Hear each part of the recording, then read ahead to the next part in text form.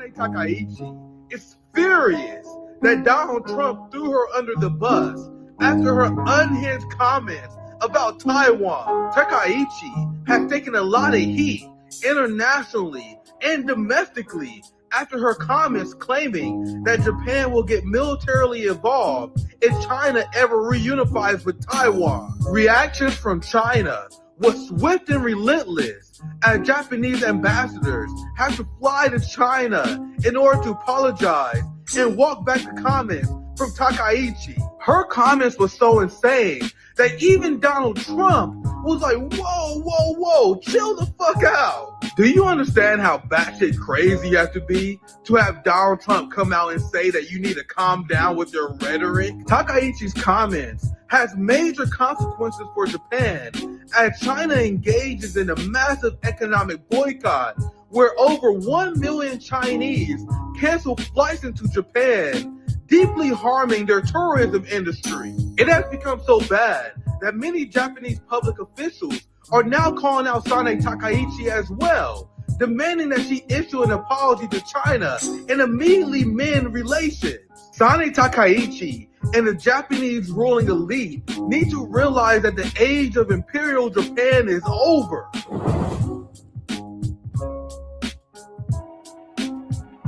What's poppin', my friends, my family? We're back.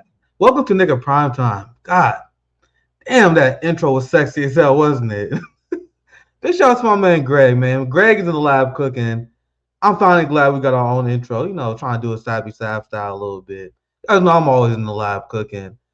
Today, we got a Jasmine Crocket roast session. You guys know I couldn't help myself, but before we get to that, we got quite a few things we want to cover as well. Thomas Massie has a bill to withdraw from NATO, so we're going to discuss that. But before we dive into that, I want to introduce my homie. We got this new show we're doing now, Nick and Rathbone. What's popping, homie? We got Rathbone joining us. Hey, man, it's a pleasure to be here. I'm excited for this new segment. Yeah, man. We're going to do this much more often because I think our last few shows have done really well. I think we have naturally, like, you have the same kind of theory knowledge. I mean, I don't have to hold your hand talking about class war. So we're on the same wavelength. And it's been working so far. So yeah, I'm like, we gotta keep this. We gotta keep this going.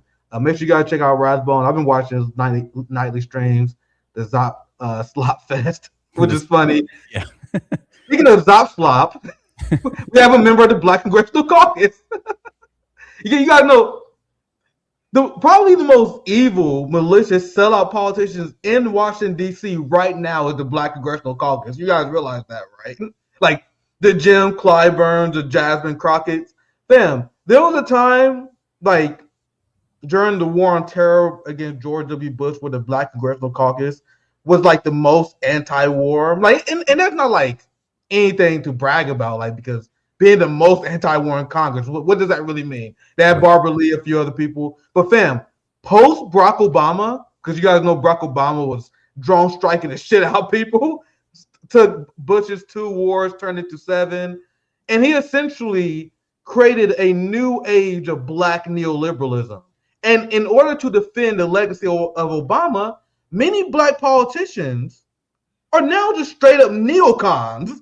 Like the way Barack Obama shifted an entire generation, talking about like the black boomers, black Gen X, and an entire generation of the black ruling class to the right, still hasn't been properly broken down and studied yet. Because now we have people like Jasmine Crocket, an up and coming. I don't know if you've seen Jasmine Crocket. She's known for her Trump derangement syndrome, and now she announced her run for Congress. And it is in her announcement speech. I won't play this video now. I won't get your thoughts, Rathbone.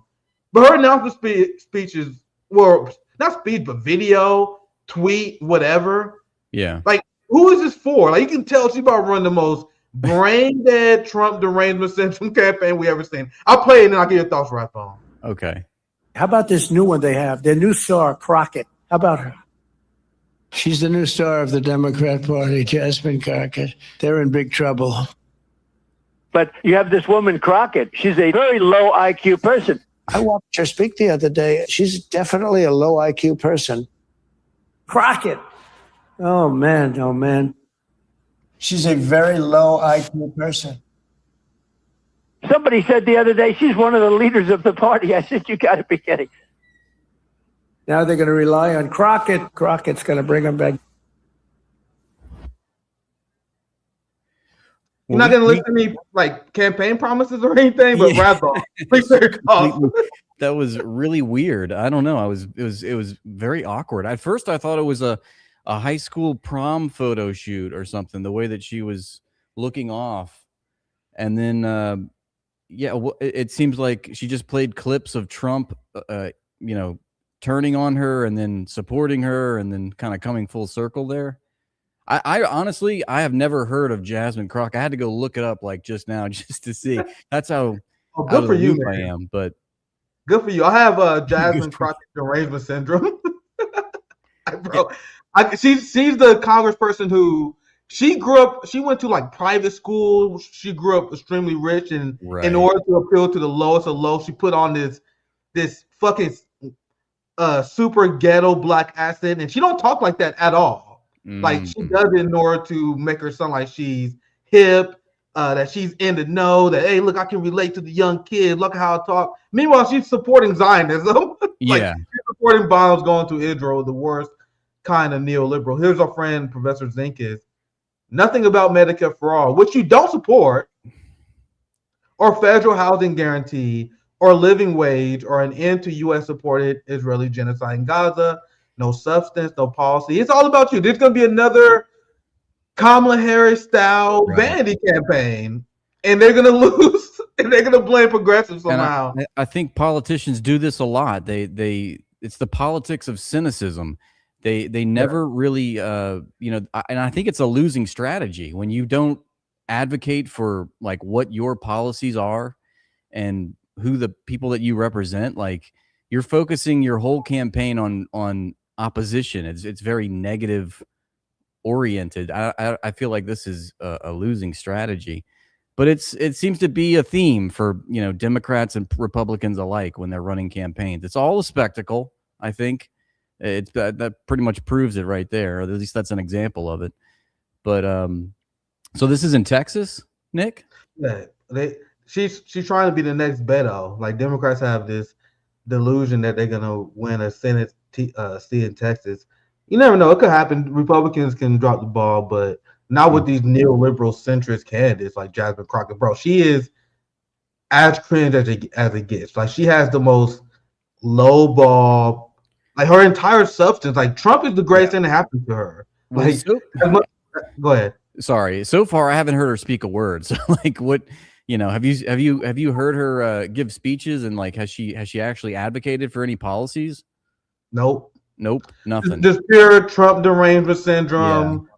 There's no substance. She's a corporate Democrat, and she has like this new brand where she appears to be a firebrand based on how she talks about Republicans, but then she vote for the Republican agenda. So this is her. So you can get an idea who we're talking about here.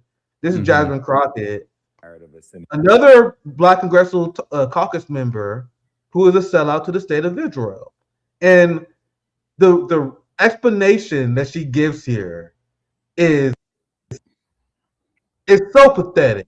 And it's so obvious that she knows exactly what political moves to make in order to advance her career in Washington. That's why she supports the state of Israel. And she's going to answer this because she's been asked about this. She always gives the same incoherent style answer whenever she asks about Israel. So let's play this clip so you guys can see how attached to the Israeli state to Israel. I understand. I also think that if people are going to vote as it relates to foreign affairs, which typically is not how people vote. People typically vote based on how are the gas prices treating me right now? How are my... Think about her mentality and how sick that is. She's like, when the voters won't care about genocide, so I'm going to fund genocide. And guess what? This gambit you made, Jasmine Crocket, failed. It is a complete failed gambit because exit polls showed that there was many people who voted for Joe Biden in 2020. The number one reason why they didn't vote for Kamala Harris in 2024 was a genocide in Gaza. But think about how broken her moral barometer is, Rathbone, where it's not about genocide being bad or not. I will vote for whatever evil the empire asked of me, as long as I can get away with it with the voters. So whenever she asked about the Israeli genocide, she's like, yeah, I get it. I understand why you might theoretically be against bombing babies. But think about it. Would it really hurt me in the election? What the fuck kind of point is that? Yeah, we just saw the Democratic nominee for presidency lose an election largely based on her support for Israel. So I don't think you can say that. I think, it boils down to Jasmine needs those corporate donors. How else is she going to raise enough money in the political economy of capitalism? Studies show that if you are running for office, especially in the Senate or in Congress, you have to outspend your the other candidate in order to win. I mean, it's like 90-something%, 99%, something like that, crazy, where it shows if you can raise more money, you win. So it's not too surprising. Yeah, she received over $1 million from Sam Bankman-Fried. You guys know the guy who was prosecuted for fraud. That's not a good look. Yeah. So let's I'm gonna continue because I just had to pause it there because the moral bankruptcy is appalling. Right. It wouldn't cost me any votes, so why you guys who gives a fuck? Let's play because it gets worse from here. Her logic is even more twisted. It shows how morally bankrupt the ruling class is because she grew up well off. She went through upper education. She was like really well. I don't know exactly her economic background. I can look it up, but she's like one of these really well educated economic standouts who climbed a career through being some sort of lawyer. Like I think she did the whole public defender thing right through politics, devoid of all morality. You guys will see it here when she was pressed on Israel Palestine. I also think that if people are going to vote as it relates to foreign affairs, which typically is not how people vote. People typically vote based on how are the gas prices treating me right now? How's that relevant? How are the housing costs treating me right now? What's my job situation looking like? Those are the things that typically drive our election. So if we can just pay off the American people and provide them with a welfare state, maybe we can buy the support for imperialism and genocide. Like, you guys realize this is neoliberal ideology. The whole idea is, hey man, let's sprinkle some crumbs on the working class and they will support our genocide. Right. No doubt. I mean, she's not like largely incorrect about that. Yes, we fair enough. Vote our pocketbooks, we vote our bank accounts. But I think a distinction a thread needs to be drawn from her support for Zionism, her support for Israel, and the fact that we are bankrupt here. We are hemorrhaging money. It's because we're supporting the same people that's paying her. If we want to have a conversation about economics, why are we sending billions of dollars to a country that provide healthcare to their own people while you're not providing healthcare to your own people? Like, why you sending billions of dollars to Israel? Where's the $1 billion to the hood? Why can't we get an orange package? You're the one who raised concern. She does this stuff all the time too about the rise of political violence on the right. Hey man, we in the black community. I thought there's a rise of Nazi violence according to you guys. Can we get a weapon package? Can we get right? Let's get a defense. We got the Proud Boys. I thought you guys fear like we're supposed to be afraid of Proud Boys, right? There was a Klan meeting like 10 minutes away from where I lived at like a few years ago. Like, can you send me a weapon package? You have to explain to me why you're giving away our resources to a genocidal Nazi state that doesn't share our core values and beliefs.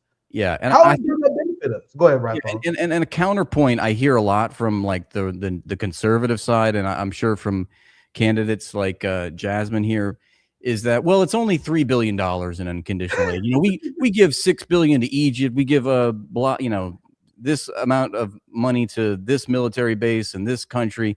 But I think it's not really just $3 billion in unconditional aid. I mean, for instance, since October 7th, I think we've given Israel all these emergency weapons shipments, and it amounts to something like 30 billion or something in the past 2 years. I mean, how much legislation have we steamrolled through Congress to try to give more money to Israel just in the past 2 years? And I think also it's like we are deeply embedded with Israel, not just with the $3 billion in unconditional aid, but the whole military industrial complex. I mean, it's one said. huge grift. I think there's probably an exponentially larger amount of dark money funneled to Israel as well, which we can't really even calculate because they want to keep it that way. You want to know what drives me crazy about Jasmine Crocket and the Black Congressional Caucus? She doesn't even take AIPAC money. She's a cheap whore for the state of Israel for cheap. Yeah.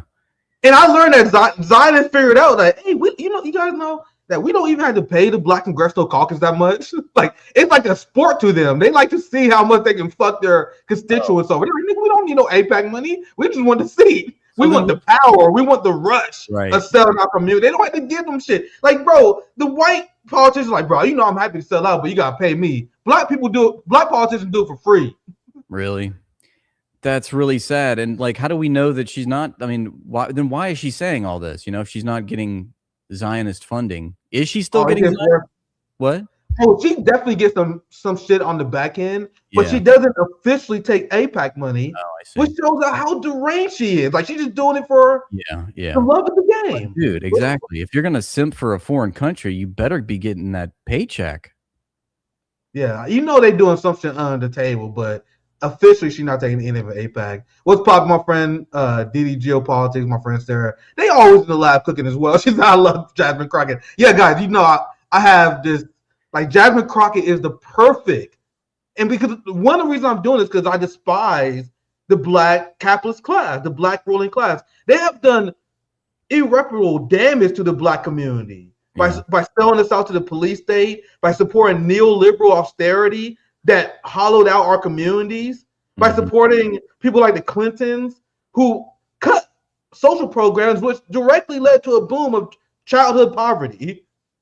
Like, look at blue cities. Like, Marjorie Taylor Greene isn't responsible for the police state in Atlanta that is beating the shit out of you. Those are Black liberal politicians building cop cities to occupy our own neighborhoods. Yeah. And while they're sending billions of dollars to AIPAC and Israel. And there should be way more hatred. I got started as a political commentator. My first ever article, I don't write no money. I need to start writing stuff again because that's how I got started. My first ever article was roasting Black boomers, Barack Obama, for embracing neoliberalism and rejecting the Marxist-Leninism that came from the Panther Party. It was you guys can look the article up. It was pretty viral. Like, it was reject Barack Obama embrace MLK and the Black Panthers, and this is directly led to our community struggling. This embrace of neoliberal individualism.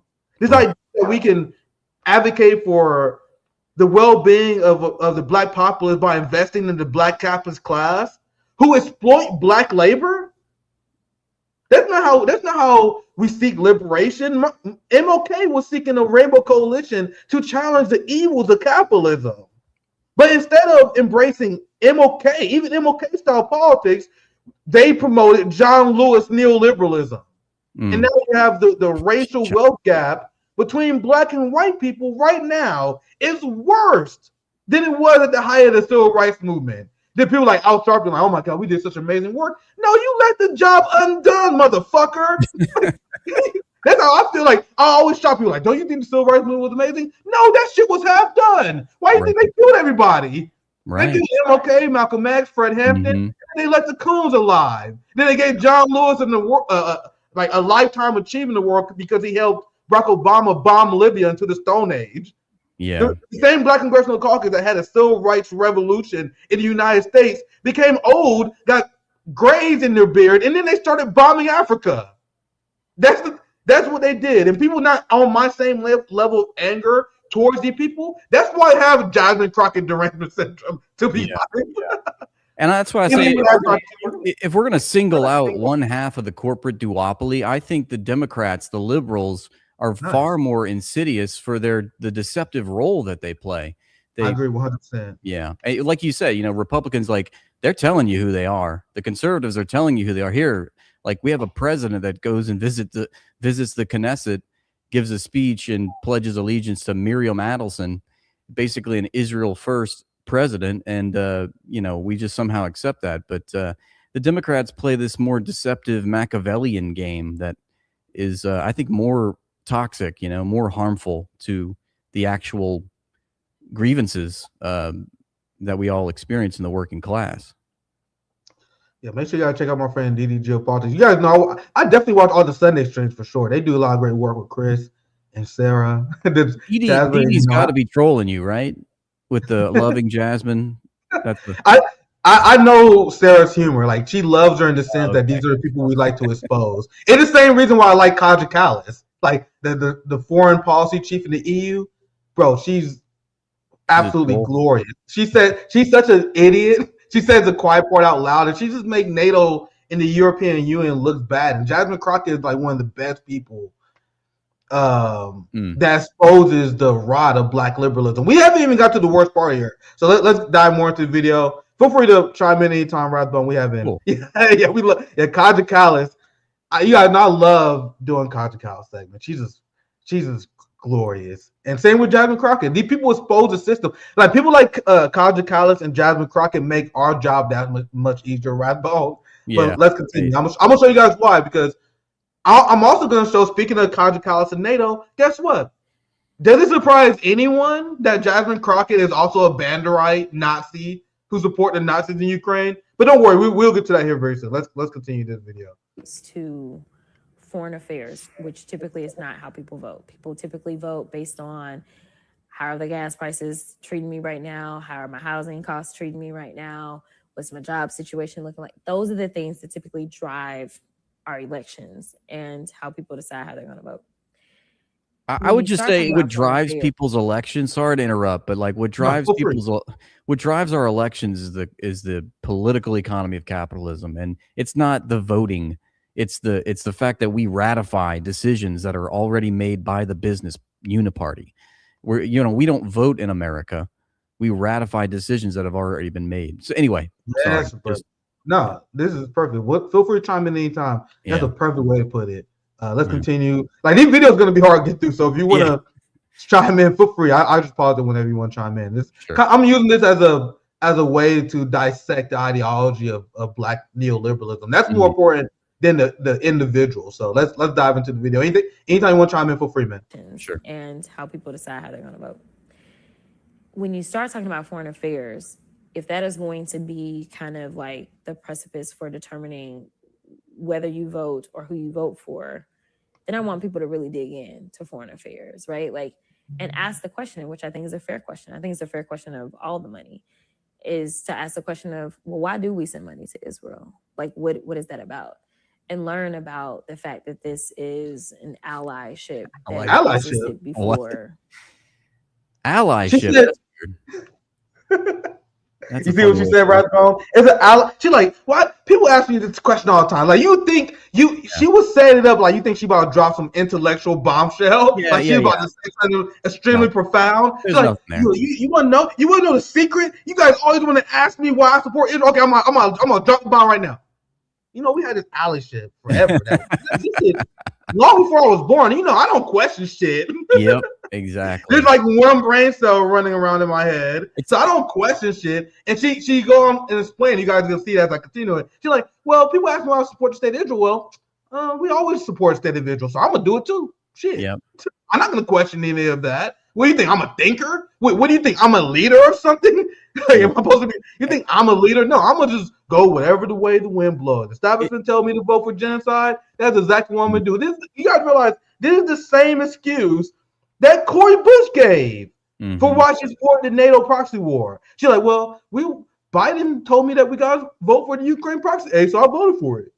What's up with all these Negro politicians who don't ever think for themselves? Do you not have any thought or any question like, hey, how does this allyship with Israel benefits me, the black community, and the American working class? Rathbone, fam, I'm asking you guys this question. I've been asking this my entire life. How does the relationship with the United States and Israel benefit the American people? And more specifically, because I've got personal beef with you, motherfucker, Jasmine Crocket, how does it benefit the black community? Sending money that could be going to our hood to a bunch of Jewish supremacists.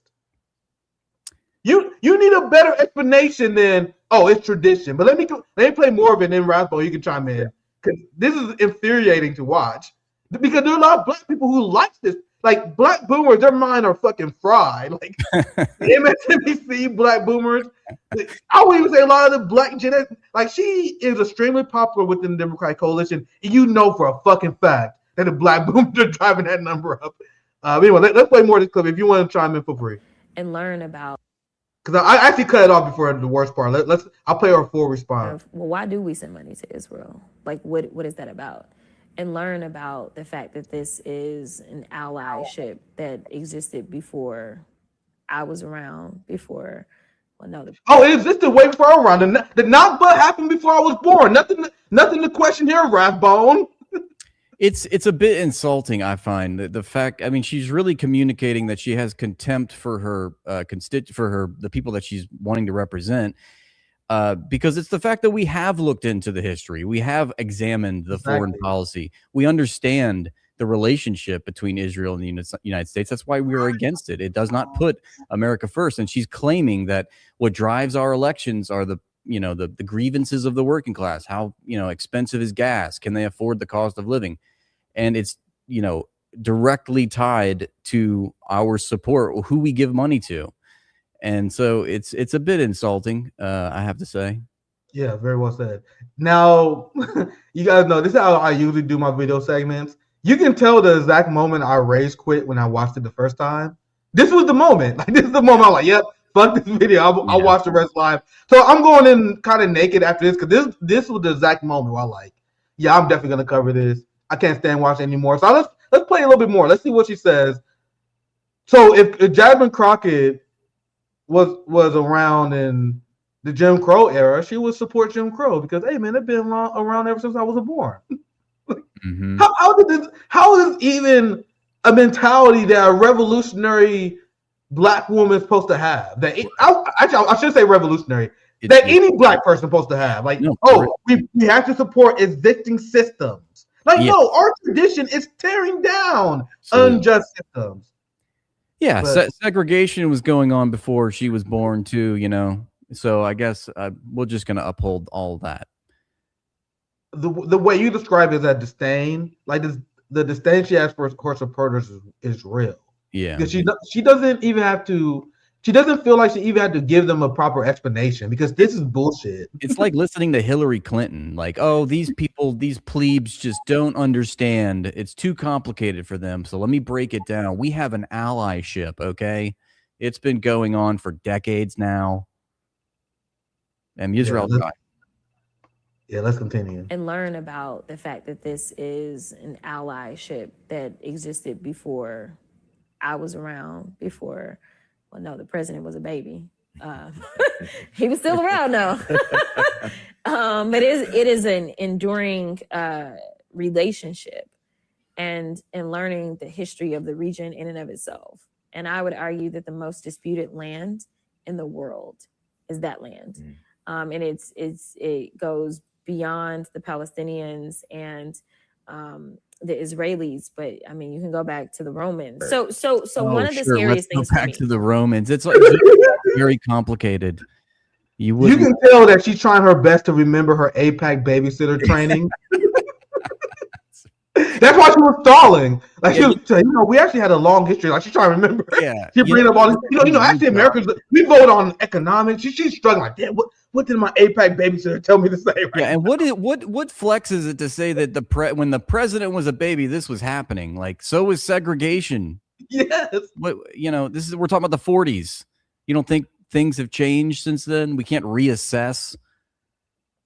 Bro, I tell you guys right now, if Jasmine Crocket win, I'm gonna crash out. I'm gonna have a full-fledged fucking meltdown if she wins. I'm telling you guys right now. Like, remember them liberal Trump reaction videos, like of liberals crying? That's gonna be me if she fucking wins. But on the other hand, I guess it's great content. Like, if I'm gonna be selfish, I guess if she become a senator, that's gonna be amazing content for my channel. Who is she running against? Is it Ted Cruz? Or she's running. I don't think it's Ted Cruz. It's okay. What? She's it's the Democratic Party. No, I think it is Ted. It's one of them Senate seats. I know they're in the primary right now, and they had like Albright, some other fucking guy who was running in the race. I don't know these people's names like that. Yeah, they pretty much cleared the field for her because she's like one of the new Democratic Party's like superstars they've been pushing out. Like she's always on MSNBC, CNN. Like she's one of the spokespeople of the Democratic Party in the in the Trump era. And that's why they're pushing her to be the next megastar. Right. So I don't remember is it exactly for Ted Cruz seat. I think it is. I think it's right now they're in the primary stage. Right. Okay. But I do have to fact check because there is 2. I was assuming it was a Ted Cruz seat, but there are 2 now I think about it. Yeah. But let's play just a little bit more of this. We going a little bit long on this, but man, I'll play one more clip. Yeah. No, I'm sure it gets worse. Yeah. If I'm being, I haven't seen anything else from here. I'm sure it's only gonna get. I want to see how she gets out of this. She's doing a lot of mental gymnastics right now. I want to bring this up too because this is how you know she's APAC trained. Yeah. That is the most disputed land. Yeah. Come on, man. Come on. Dead giveaway. That's how you know she received APAC training. Yeah. It is not disputed land. The Jewish supremacists sided with Western Empire in order to steal the land from the Palestinians, and they committed a genocide and drove a large amount of population into a place that we known as Gaza now, where they became refugees for decades who lived in an open air prison. Whenever you hear someone say that the issue of Israel-Palestine is complicated, know you're listening to the biggest Zionist cocksucker in the room. That's something that only Zionists say. Yeah. Yeah, check your back pockets because they're coming for your money when they tell you it's complicated. Yeah, all right, let's continue. in the world is that land. And it goes beyond the Palestinians and the Israelis, but I mean, you can go back to the Romans. So one of the scariest things for me, if I'm being like 1,000 right now, which my team will beat me up about this later. Oh no! But if I'm being 1,000 about this, when you think about and because of the conversations that I've had, if the United States says we will throw away our 75 plus year relationship with Israel because we don't like their leader, then if we end up with Trump, we set a precedent. Oh, come on. All these other allies to throw us away because I have heard. Bruh, hold up.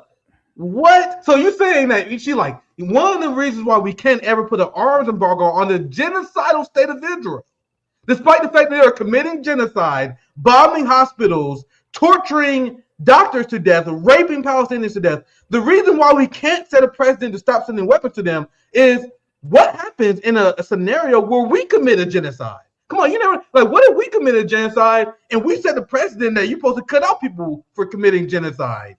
Bro, what? Yeah. You guys like that answer is absolutely deranged. Like, I don't think Jonathan Greenblatt from the fucking ADL could have said anything that deranged. She just simply said we got to support the genocide that Israel carries out just in case we want to carry out a genocide in the future and get away with it. Wow. Yeah. I didn't see this part of the video. I'm legitimately that's crazy. That's like Jonathan Greenblatt, ADL, fucking that will make Sean Hannity blush. What's the name of the other guy? This is Mark Levin levels of Zionist derangement, right? Pretty much, yeah. It's pretty absurd. Shit. Holy shit, that's a crazy thing to say. She still has another minute and a half. I'm gonna let her cook. I'm gonna let her cook. Bro, Jasmine Crocket should be dead on arrival. And you wanna know what's funny? You gotta know for a fucking fact that AOC and Zohran Mamdani is gonna endorse her, right? You gotta know that she's a close friend to AOC. Oh God. A Zionist psychopath. And you know the progressives, they're gonna be like, come on, guys, this is a unique. I know we don't agree with everything Jasmine Crocket say, but this is a unique opportunity to turn Texas blue. We gotta turn Texas blue. What are you, a Ted Cruz supporter, Rathbone? Because you don't want to support a genocidal psychopath? The real question we should pose to Jasmine Crocket, the real question that she should be asking is what precedent does it set for the United States not to follow international laws? Exactly. And, you know, basically behave like a rogue state, which we are, and commit these crimes with impunity. What kind of precedent does that set for our allies and for our adversaries? Yeah, but these people who pretend that the Israel-United States relationship is important, they never bring up the fact that the United States-Israel relationship is responsible for making us more unsafe. because now you giving. I mean, you guys already know you give all the people in the Middle East a legitimate reason to despise Americans because they see them as the taxpayers to the endless colonialism and violence. But I'm gonna let her cook it. I'm actually for the sake of time. I'm gonna let this video play all the way out, and then we're gonna come in. It's gonna be tough. But I'm gonna let her cook for the next 90 seconds. Then Rathbone, I'll let you come in because we still have a little bit more I want to share. Sure. So I'll let her cook to the end here. Nations that they don't recognize to throw us away, because I have heard from other ally nations that they don't fucking like Trump, right?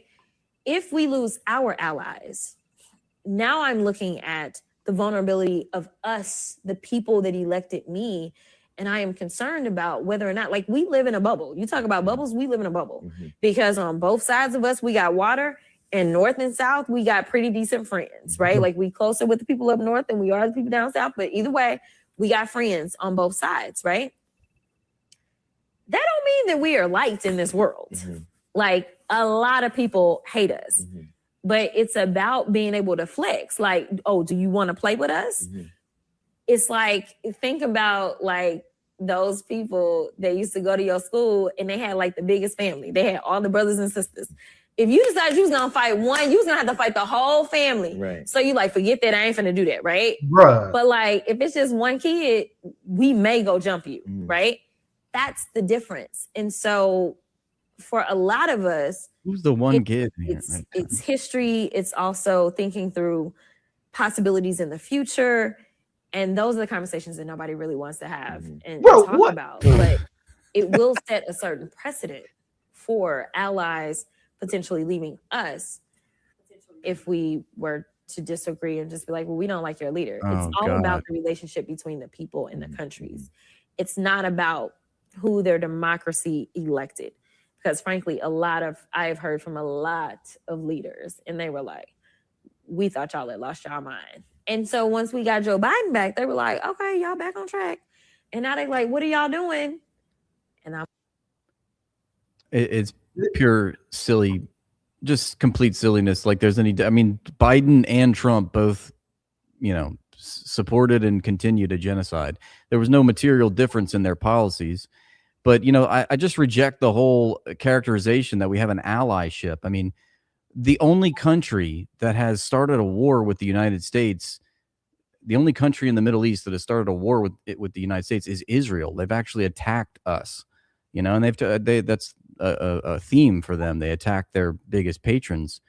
So just her trying to, I don't know. That was a pretty epic.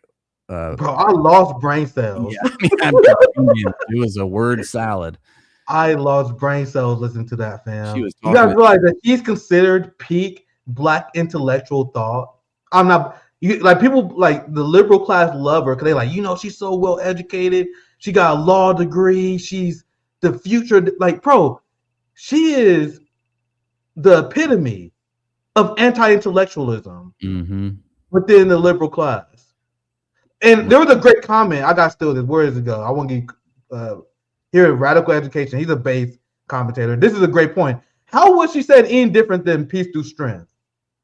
Dick Cheney ideology, right? Like very amateurishly explained. That's essentially Dick Cheney ideology. It's like how it is in high school where you got one kid messing with you, and you got family. You want to be. Who are the people that you are in conflict with in this scenario? You guys are you talking about the poor brown people around the world that you guys have been bombing. Yeah. The United States has sanctioned, and I covered this in my last live stream. 1/4 of the world's the world's population is under United States sanctions, and she's saying that we gotta support Israel. Because what if someone ever got mad at us for our war crimes? We need the backup and support of another genocidal state just in case some colonized people ever sought their revenge against us. This is coming from a somewhat younger Black woman? This is exactly what I meant when I said higher education is just brain rot. Like if you come from science or math or STEM, congratulations, you're smart as fuck. But if you don't have a STEM degree, any social science, God forbid you got a history degree, then you're really cooked. But higher education, and I realized this during my time as a citizen journalist over the last 5 years, means nothing. In fact, I wouldn't say it means nothing. That's actually untrue. It actually is a demonstration of your current brain rot. So Jasmine Crocket says this stuff because she is educated by the elite class to believe that, hey, man, we got to support genocidal states. We got to rebel against international law. And we got to have this allyship that doesn't benefit the American working class, but it benefits our career because they fund our potential Senate campaigns. Yeah. Like, to me, in my opinion, this person should be persona non grata in the black community. Now, I'm speaking to the working class in general. To be clear, I think everyone should hate her. But to me, betrayal is the worst sin. For you to side with a genocidal racist state that they call black people monkeys, that committed crimes against the Ethiopian population, who helped colonize Africa, who funded genocides in the Congo, for you to side with them and send resources to them to call us and try and trick our community into thinking these genocidal fascists are our friends, that's the height of betrayal. And she should be treated with disdain. But you want to know what's already happening? And why I had to do this segment, and the reason why I had to call these kind of people out? Because I'm seeing this brain rot within the neoliberal black community. And I say it all the time. Thank God. I thank God every single fucking day, because my family is apolitical and they fucking fall for this shit. But I got everyone in my family, they all hate Israel now. But I tell you, my mom is radical just because she supports me. You know what I mean? She don't give a fuck about politics. Yeah. Like, my mom was the kind of person where she was like, yeah, I like Bernie Sanders because Nick like Bernie Sanders. Oh, Nick don't like Bernie Sanders more. Fuck Bernie Sanders. So I thank God every motherfucking day that I don't have to deal with these black shit libs in my family, because it's painful. Because you already see the messaging that's coming out from these people. Rathbone, strap in. Yeah. We got Kamala Harris 2.0 because they launched this giant Senate campaign. They run all these focus groups. They had this internal polling. Jasmine Crocket herself was like, I'm not going to run for Senate unless I see polling that can show I can win. So they see something. And you want to know what their strategy is going to be to beat down these poor white guilt liberals? They're going to use identity politics in order to shame progressives. And it's going to work on the DSA left. Don't get it wrong. This is a winning strategy. I promise you're going to have AOC, Zohran Mamdani. They're all going to come out in support of Jasmine Crocket. I guarantee you. Mm-hmm. Because they're going to be beat. Go ahead. Feel free, Randy. I'm glad that you brought up class in terms of when we're talking about higher education, because she's so educated.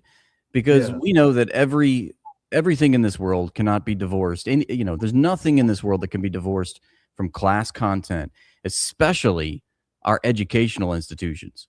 So people like Jasmine Crocket, I mean, they're vetted through the system, and they wouldn't have this position, they wouldn't have this platform if they didn't speak flatteringly about the power centers in our society. So that's all I was going to say.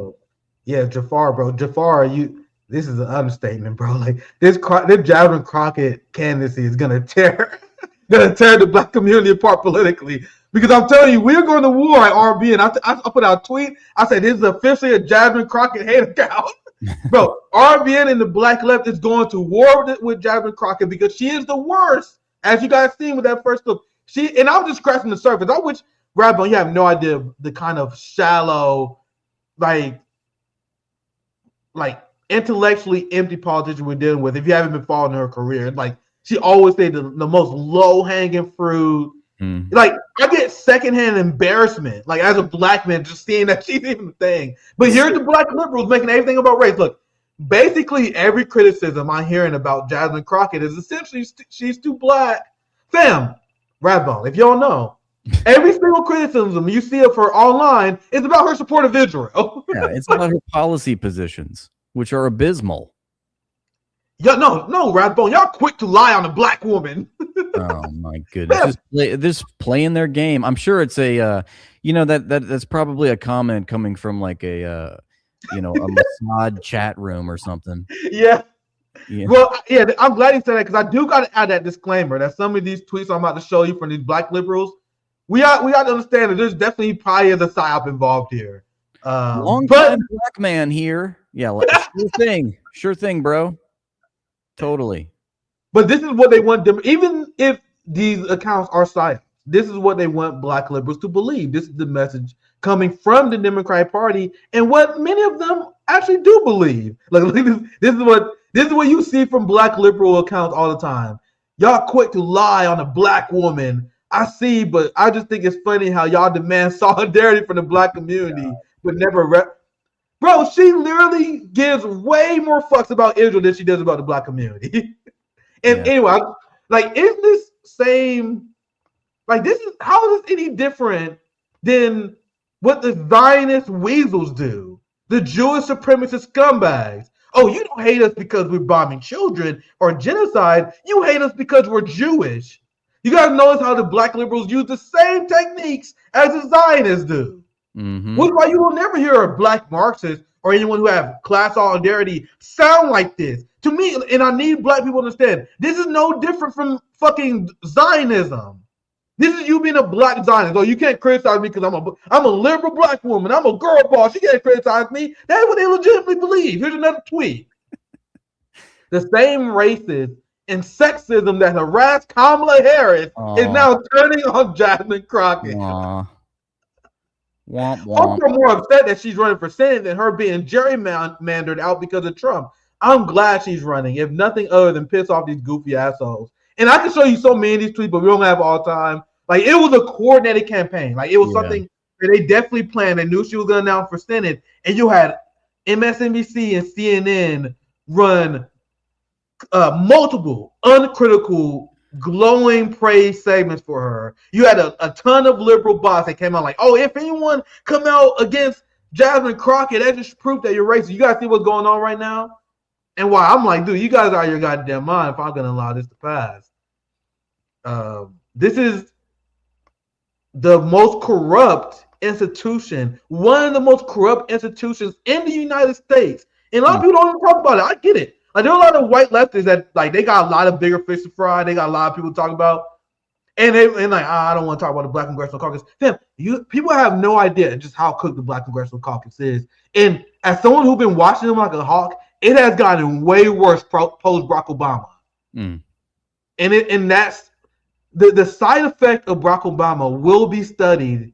And I don't think it even have been properly analyzed how Barack Obama shifted an entire generation of black boomers and black Gen X to the right. And he gave a permission structure to black politicians to support empire, to support war. Why do you guys think Jasmine Crocket is doing this strategy where her political ideology is all about herself? While she supports militarism, she is following the Barack Obama playbook. Like Cory Booker, he's a war criminal, neocon scum, because he's following the direction of Barack Obama. The damage that he has done it cannot be overstated. Like, even years after he left office, we are still feeling the effect. We're still seeing many Obamas pop up, and it won't stop. It won't stop. So look at this headline here: the Congressional Black Caucus silent partnership with AIPAC. Like, you gotta know that the Black Congressional Caucus has been one of the most diehard supporters of the Israeli genocide. Like, people make fun of Cory Booker, like we make fun of Jasmine Crocket, but she's not new. She's just one of many. And why is there not more anger from the? And I'm speaking to our community. Why is there not more anger in the black community about these black sellouts who sold out to militarism? MLK spoke out against militarism. Like, we was the most anti-war community. No one was against the Vietnam War more than the black community. They killed MLK for it. You had the Black Panthers forming alliances with Palestinians decades ago. Now we have this scourge of black neocons. And I gotta show you guys this because Jasmine Crocket is part of the NATO left as well. So this is our last clip I show of Jasmine Crocket before I move on. But before I play this clip, Rathbone, any thoughts you have before I move on? Before I play this here? Man, I feel like no. Let's listen to this clip. I'm gonna show you guys how she's, and not just Israel. It's any war that the establishment tells Jasmine Crocket or the black community, black politicians to support. She will support it uncritically. So this is Jasmine Crocket. I covered this maybe a few weeks ago, where she had a complete and utter meltdown over even the idea of negotiating with people with Russia, because she's a band-right Nazi supporter, because of course she is. Mm-hmm. Instead, we're pushing conspiracy theories, and some of them are killing people. It's the same thing that we have coming out of Doge. It's the reason that people are dying. It's the reason that farmers are losing their farms, because we continue to peddle conspiracy theories. It is time for us to say, Mr. President, guess what? Russia invaded Ukraine. Can we at least agree on that one? Facts matter. Literally, potentially putting us into an international crisis. We may be heading towards the next world war because we have a president that wants to pal around with Putin and wants to do everything to make him feel good, including lying about who invaded who. They're still peddling Russiagate.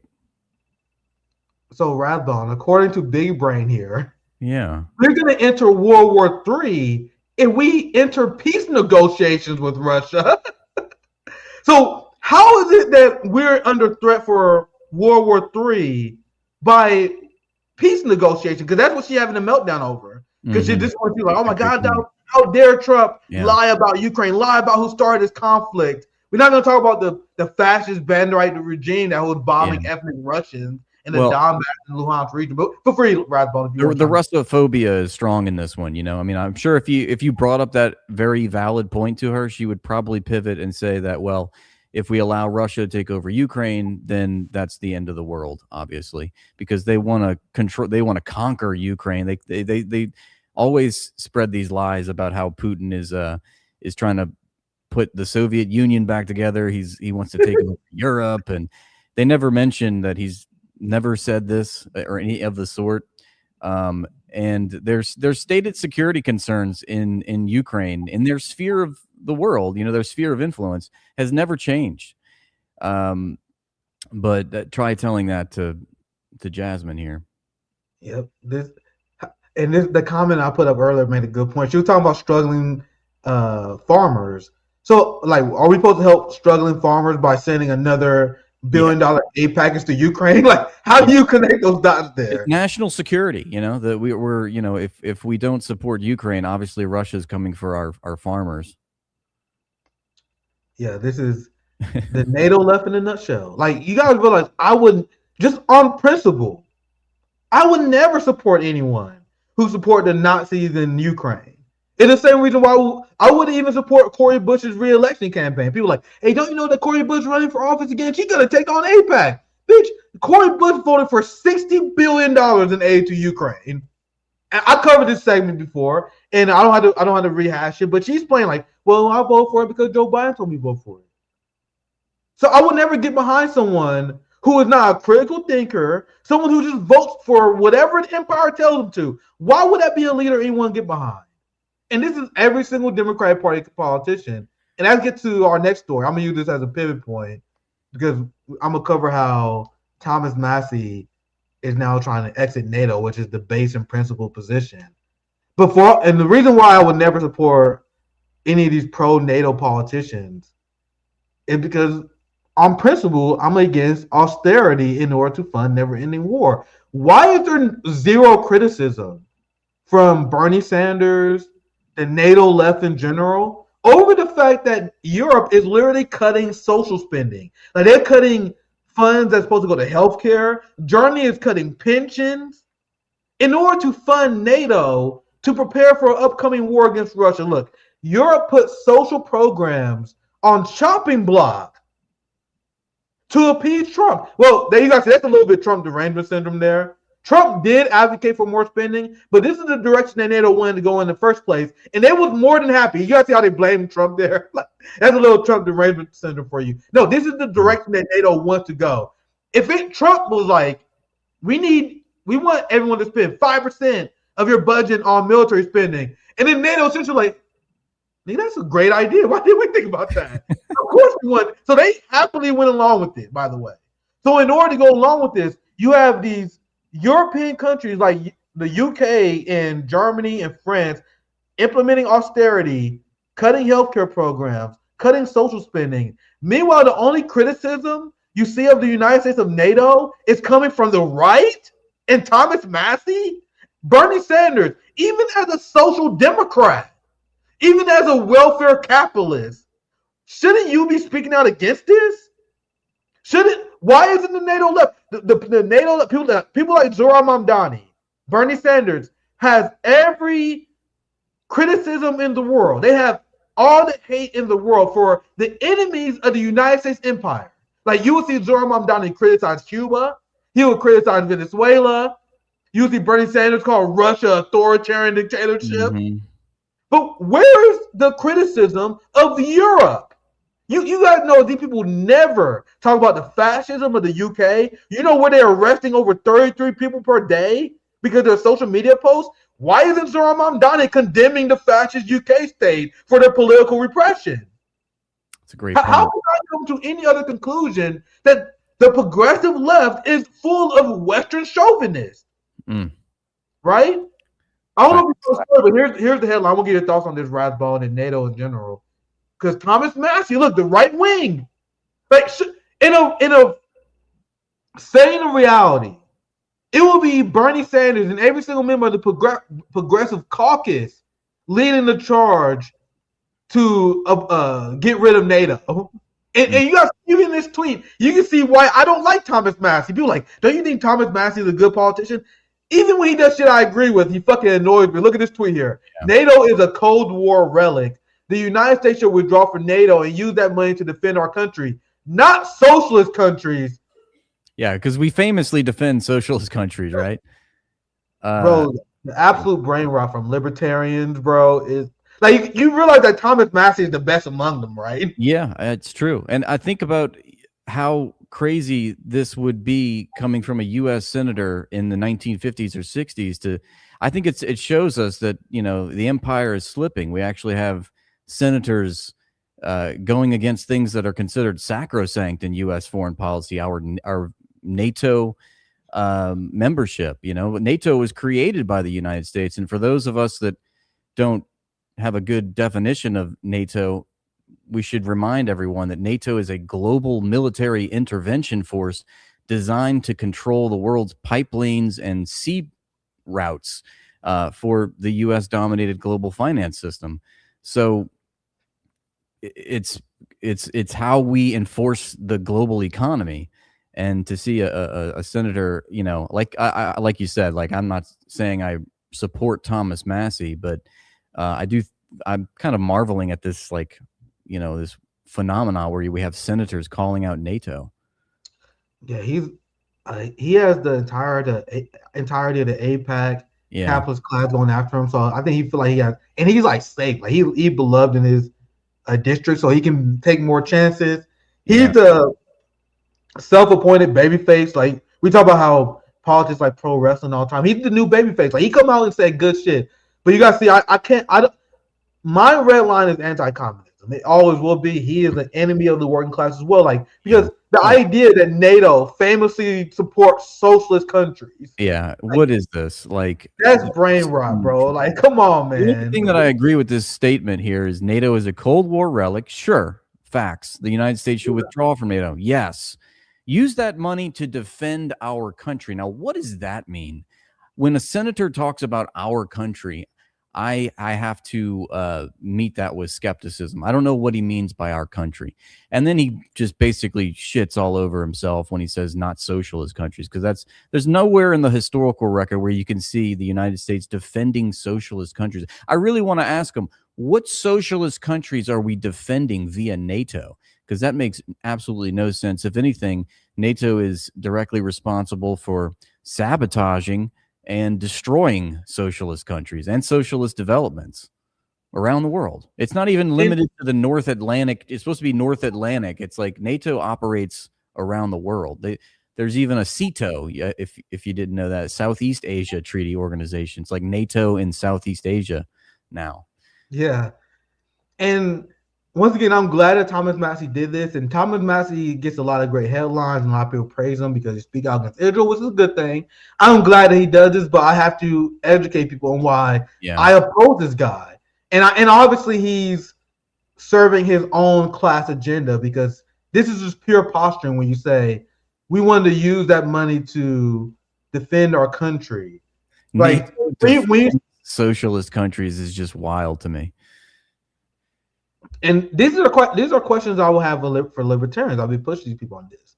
Like I when I was on Jake Shields' show, I was planning on confronting him on the healthcare issue, and he ended up agreeing with me. I'm like, damn. I remember Zoe. I was telling Zoe, I was expecting my conversation with Jake Shields be more confrontational, but it actually wasn't. He like, yeah, I agree. The healthcare system is full of shit. It sucks too. Yeah. But you guys realize that Thomas Massie is so deranged. He's one of those people who make the argument that having a universal single-payer healthcare or nationalized healthcare system is akin to slavery. Like he's one of those people like, we can't have universal healthcare. That's like enslaving doctors. Even though doctors from countries for universal healthcare much prefer it. Mm-hmm. Doctors and nurses, when polled in the United States, must prefer a universal healthcare system because they don't have to deal with the middleman. And anyone who actually cares about being a doctor wants to help people without any sort of billing disputes. And if you're someone, and this is my quote-unquote authoritarian socialist belief, if you're a doctor, you don't want to fucking treat people, you shouldn't be a doctor. I'm sorry if that sounds authoritarian to you, but hey, that's how every single rational country does it. So when Thomas Massie says we need to use that money to defend our country, I love the point that you made, Rathbone, because what do you mean defend? Do you mean defend the American people who are suffering medical bankruptcy? Mm-hmm. Clearly not them. Like, right. When you guys say country, who are you talking about? Mm-hmm. A country is nothing but a collective of people. They hide behind this nationalist sentiment, like they have some allegiance to the United States. They're talking about the corporate class. They're talking about the class of executives, managers, bankers, investors, private equity execs. You know, that's what they mean by our country. Yeah, like I like talking to the right wingers because I always accuse them of being unpatriotic. Like I would like hijack their language all the time. Like you don't care about like the people in the country. Like you care about the flag. Like having a flag fetish isn't patriotism, you know, like caring about the actual people. Like I want to decrease the amount of people that has medical debt. This is why I'm upset that we send money to Nazis, the Ukraine, and NATO. Because my position, Rathbone, is that we should spend that money investing in the people, because countries are nothing but a collective of people. Libertarians think like countries are form of like aliens or something. Like, what do you think a country is made up of? It's made up of your own people. Right. So the most patriotic thing you can do is support your people, right? But go ahead, Rathbone. Yeah, but just the sheer idiocy. I mean, we're living in a world where the largest spending that we produce in the economy in the United States is devoted to the military. It's the Department of Defense. I know it's called the Department of War now, but literally the Department of Defense has $1 trillion budget. So we need more money to defend the country. Why do we need all of this money to defend our country in the name of national security? Why? Well, if you take a look at it, it's because we're bombing all these other places. We're sanctioning, we're committing crimes across the globe. We're like the mafia, you know? So I agree, we should end NATO membership, but the idea that we should use that money now that we would be funneling into NATO to funnel it into our military industrial complex is the same fucking thing. You're like, man, have you seen the map, sir? You see them two big ass oceans that we have? Yeah. Like, we have the most blessed natural defense out of any country ever. The Pacific and the Atlantic Ocean. Yeah. Like, there's no need for NATO, fam. And how many attack bases do we have? Not to mention like our natural defenses, the fact that we are separated by oceans, but we have 1,000 military bases spread across the globe. I love the world at gunpoint. Okay, that's all I was going to say. Sorry, Rathbone. Yeah, I won't read Zoya. I didn't mean to cut you off, bro. But here's Zoya here. We really don't have to give the parasite class credit for saying just the bare minimum. Zoya's love, Zoya's life, as always. Which they'll never achieve. To keep the show going, you need opposition. It's a character they play on TV. Absolutely. You guys know my friend Zoya's love. Zoe is like with the base take. I had to correct the record because I see a lot of people, because Thomas Massie is the baby face. He's the good guy. He's supposed to take these positions. I see people like, man, don't you know Thomas Massie's great? Like, nah, man. He's our class enemy, and we're explaining why. His priorities are completely out of whack. Just because he's the sanest person in the sane asylum doesn't mean he's on our side. But I am glad that he wants to abolish NATO. I think that's the common sense position. NATO exists to keep us more unsafe, my friends. Like, I would love for a boomer to debate me on this position that the United States need to be in NATO. You got to know NATO exists to create political conflicts. Because without political conflicts, how do they justify their salaries? How do they justify their budgets? Mm-hmm. So when you have a military alliance like NATO, they will inherently always seek further conflict, because that's how you legitimize your alliance, your military alliance. Why do you think they're provoking Russia? Why do you think NATO needed never-ending military expansionism? You need that to sell more weapons. You need that to drive conflict. You need that to drive record booming profit for the military industrial complex, which they have. Why is NATO involved in Taiwan? NATO have a memo released that said they will defend Taiwan. They're preparing NATO for a confrontation with China over Taiwan. Hey, fam, do you check your name? You guys know your name is the Atlantic Treaty, right? Why the fuck you talking about Taiwan over for? That's not the fucking Atlantic. Mm-hmm. That's not the North Atlantic. Exactly. But it's about never-ending expansion. It's about never-ending conflict. And if you're someone who likes peace, right, you would think the NATO left is like the Bernie Sanders left. They are all in on NATO. This is why I would never like.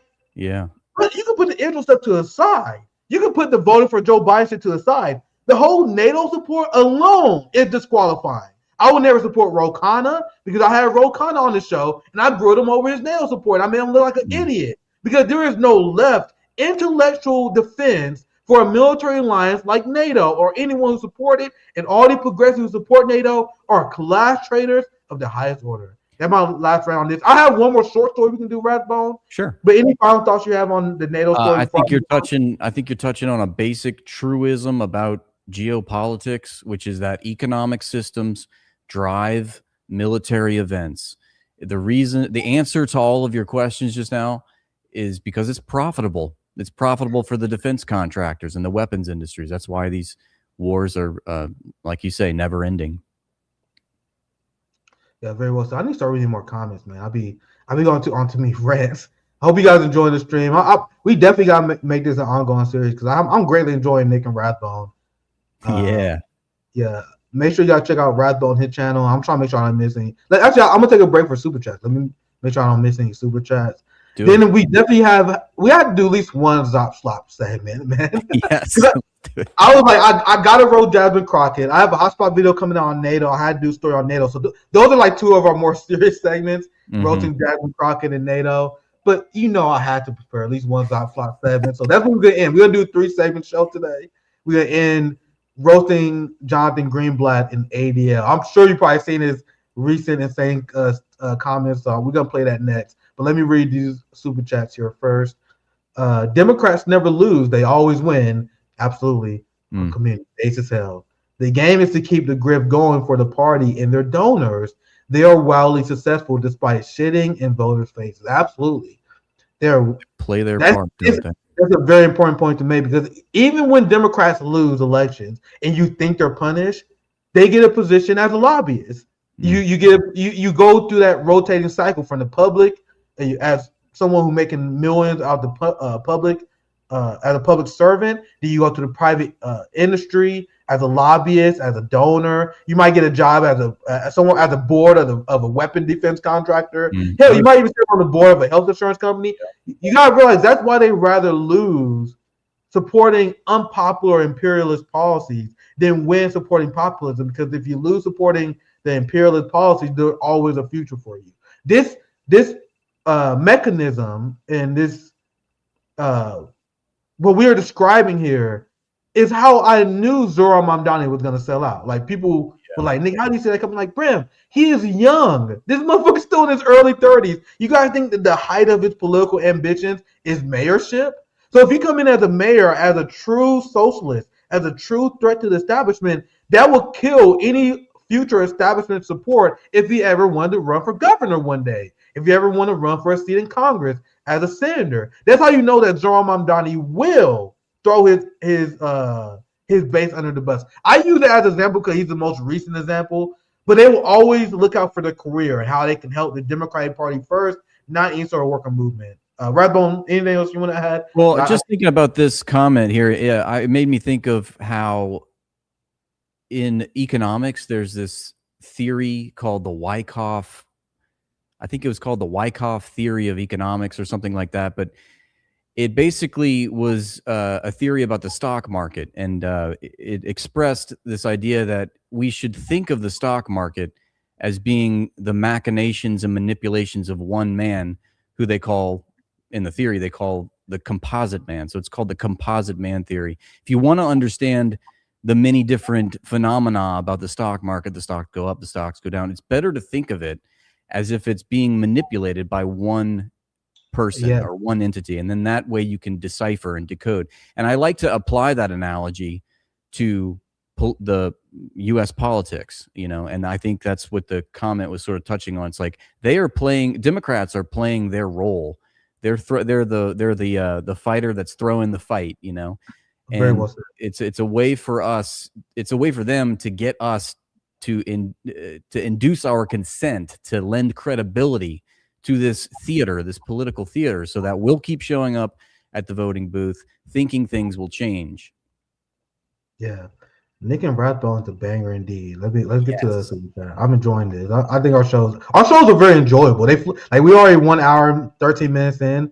It flew by. We only did 2 segments. There's always a lot to talk about. Always great points you bring up. I'm definitely enjoying it. Thank you for $20. GeoBot. Hey, I'm your ally. Money, please. Yeah, that's a great friend.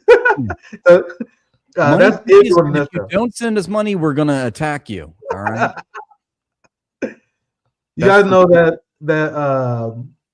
they are warning, the Mossad is warning that there's a high chance. Yeah, I'm gonna use it. I'm gonna use this as a way to transition to one of our last story, because this is our quick Zop Slop segment, which I love that Rathbone does this every night. We have these streams where he just debunks Zionist propaganda for a few hours. Yeah. It's pretty based.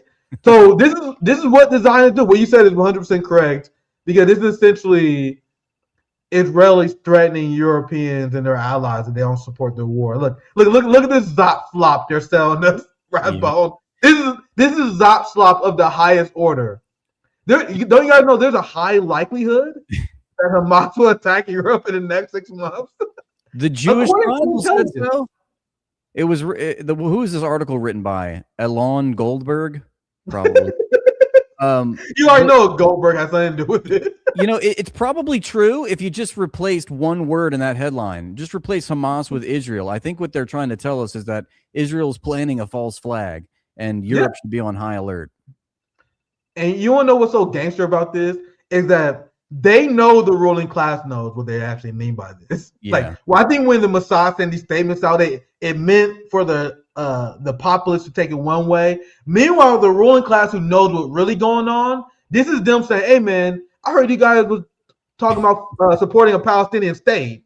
Remember how France and the UK said they considering that?" So then the Mossad sent out a message saying, "Hey, man, I heard that there's rumors that Hamas is going to attack your country soon. Mm-hmm. It would be a shame if you support a Palestinian state, and then the result of you supporting a Palestinian state is you being attacked by Hamas. Oh, actually, you may be attacked by ISIS too. That's a real sign that Mossad is involved. Look at this. This is what the Jewish Chronicle wants to believe. Hamas has spread its influence beyond Gaza. That's big, if true. I tell you. Big if true. Hey, I thought you guys were destroying Hamas. I thought you guys destroyed Hamas. Know, what the fuck? What have we been sending you money to do? It's like it just screams incompetence of the highest order, because this is exactly what, on the face of it, ostensibly, Netanyahu's entire goal was to destroy Hamas. And it's been 2 years ongoing. And you're telling me, no, actually Hamas is a bigger threat than it's ever been. And did you see where they were also claiming that Maduro was sending uranium to Hamas, I think? Oh, Jesus Christ, of course. Yeah. So they've got their tentacles. It's the It's the octopus of terror, remember? So they're just everywhere. Hamas is everywhere and nowhere. And if you don't see them, that's because they're so adept at hiding. And if you do see them, that's because they're everywhere. I'm more offended at how dummy they think us goys actually are. Like they put this shit out there. They're like, man, these fucking dumbass Gentiles. We can easily pull them. They put Jasmine Crocket to shame with the contempt and the that they have for everyone. Certainly the Americans. Like please put some effort to propagandize us, man. This is insulting because you guys they want to send this this idea, and this I guess it works on white boomers. I guess I don't fucking know. Like these boomers be falling for this shit. I guess because they're like, hey, don't you know Hamas is gonna attack you? Oh no, we got to support Israel now. Like, nice try, Diddy. Yep, nice try, Mossad. We see you. So, fam, you guys realize that there is not one single historic recorded event of Hamas attacking outside of Gaza. Yeah. They're a Palestinian resistance group who wants to free Palestine. So how does attacking any country and alienating the international community, one of the few things they have going for them is support in the international community, and they lose it overnight if they engage in terrorism, which they have not. Which this is why I've been asking Zion these questions. Explain to me how Hamas is a terrorist organization, and they can't. That's why Piers Morgan won't invite me on. I saw you talk about this on your show. Like we know for a fact that Piers Morgan, I was recommended to him. It's not like I'm some guy incubated. I was recommended to him by Brianna Joy Gray. Yeah, it's like someone that he had on the show. He like, nah, I'm gonna bring on some kid, and I'm gonna ask this kid to explain terrorism to me. And I know you covered this on your channel. That lame got you question that he did on terrorism. That me and you, or anyone would easily dismantle. Mm-hmm. Like fighting for liberation in a state that has been occupied is not terrorism. Right. There are no examples of Hamas engaging in terrorists in other states. You want to know who does have a track record of engaging in international terrorism? Let me think about this. You know what I was going to say is I think it would be an interesting experiment to go back and look at the propaganda that was being spewed at Americans during the Vietnam War. What were they saying about the Viet Cong? I'm thinking of like analogs, like the Viet Cong also going to come and attack California or something. Like I'm sure there was stories like that back in the day too. I can't believe this Zop Slop will work on anyone. Right. This is Zop Slop with the highest order. This is our friend Richard Medhurst. Yeah. Explain why this did. Hamas don't operate outside Palestine and never have. On the other hand, Israelis have a history of terrorism all over the planet. Fact. This insult to people's intelligence should be met with reciprocal level of contempt. Moronic garbage. Once again, I'm upset at like just how lazy they are. I guess it's the ultimate flex of their power that they don't even have to sound convincing anymore. Like you guys infested an entire batch of pagers and blew children's head off in Lebanon using pager attacks. And then Israelis are such terrorists. They think that's the funniest shit ever, Rathbone. Blowing some kids up with pagers. They give people little pagers like, "Hi, I gave you a little pager. Hey, I pagered you." Dude, it's part of their culture. It's the craziest shit. I'll never forget when Milikowski comes to the White House and gifts Donald Trump that golden pager, which I took to being a threat. Like you know, you're threatening the president. You know, and also on top of that, you're like commemorating a terrorist attack. That just shows you. This is their culture. They're so gleeful about their terrorism. But yeah, this is pretty insane. I said before, I'll probably get in trouble for saying this. That's why I gotta be careful on if I'm ever on the official RBN channel. That's why I started my own channel, because I'm like, man, I can start saying shit. I don't have to worry about harming the collective.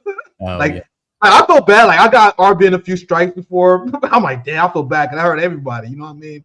So now I'm on my channel, so I can say whatever the fuck I want now. I believe these motherfuckers need to be re-educated. That's so controversial. I mean, like, why is that so controversial even to say, you know? Like, they need to be forcibly re-educated. I'm sorry, man. I'm not politically correct. I'm going to tell you how I feel. I am not comfortable with these people living in the same society I am. Absolutely. I guess that's politically incorrect, I don't know if that's strategically the best position we should take. I'm telling you guys the truth. I don't want to live in society with these people. Like, I support one state solution for Palestine, trialing all IDF war criminals, because to me, the idea of forcing Palestinians to live next to these monsters is a horrific betrayal. To me, that's punishing Palestine. What do you mean you want to support a two-state solution? So I now believe that for the United States as well. Like, these people, you realize that AIPAC, everyone talk about AIPAC, but they don't talk about who AIPAC is. AIPAC is a collection of Jewish supremacists where they have, you guys realize they have over 4 million people who donate to AIPAC. And these 4 million people, they don't donate to mutual aid, Rathbone. They don't donate to food banks. They don't donate to anyone to help the quality of life for the American people. They donate to an organization whose sole goal is to buy and corrupt our politicians. You guys realize that there's polls where there are many Jewish Americans that say that they don't donate to anything else other than AIPAC. I gotta find the exact poll. I read it before. They're like, there a lot of us, we just donate to AIPAC and we trust AIPAC to give our money to serve our interest. And why are we supposed to accept this level of traitorous ideology in this country? Like, why am I supposed to be okay with someone who is unapologetically way more loyal to a hostile genocidal regime than making life better for Americans? Like, so how is that unreasonable, Rathbone, if I say I do not want to live in the same country as these people? Like, I really don't. I will show you guys a clip that explains exactly why. But before I get to it, Rathbone, you have anything you want to add? I just want to say, Nick, I think you need to cool it. Okay, you're noticing way too much. Your anti-Semitism is surging to a level that I'm really not comfortable with. So I'm pretty. I'm sorry. I'm doing way too much noticing for our good. So this is Jonathan Greenblatt. I'll just play what he said. It's not a long clip. Which it's only 70 seconds. Look at this pencil, this Q-tip. Look at this. Don't you know this is the face of God chosen people? This is the master race in a nutshell. All right, this be our last clip that we play for today. Always great to have you on Rathbone. Let's play this and I'll get your reaction. I'll play it all the way through to end this segment. It'll about be 70 seconds of pain. 70 seconds of pain. This is pure, and I know there's disagreements on the left about this. You know what I mean? About whether we should use the term Jewish supremacist. I'm strongly on the side of Norman Finkelstein on this. I think the left should call out Jewish supremacy because you guys realize that Zohran Mamdani is a Zionist. You know what I mean?